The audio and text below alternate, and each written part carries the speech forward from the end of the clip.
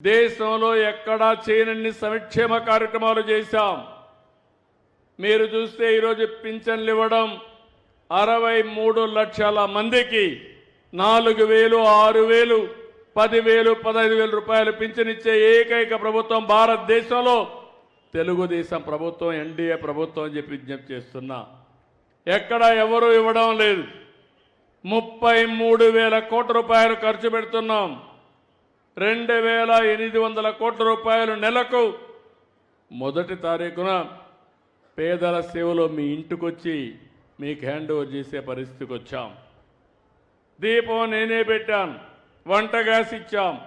ఇప్పుడు దీపం 2 కింద 3 సిలిండర్లు మా ఆడబిడ్డలకు ఇస్తున్నానని చెప్పి కూడా నేను మీకు తెలియజేస్తున్నా. అది కూడా కొన్ని ఇబ్బందులు ఉంటాయంటే ఆలోచిస్తున్నాను, ఇంకా ఏమైనా ఇంప్రూవ్ చేయగలుగుతామా? అవసరమైతే 4 నెలలకు ఒకసారి ఎవరైతే సిలిండర్లు తీసుకుంటారో మీ అకౌంట్కే డబ్బులు వేస్తే మీరు ఎప్పుడు కావాలంటే అప్పుడు తీసుకునే వెసులుబాటు మా ఆడబిడ్డలకు ఇస్తామని చెప్పి కూడా విజ్ఞప్తి చేస్తున్నా.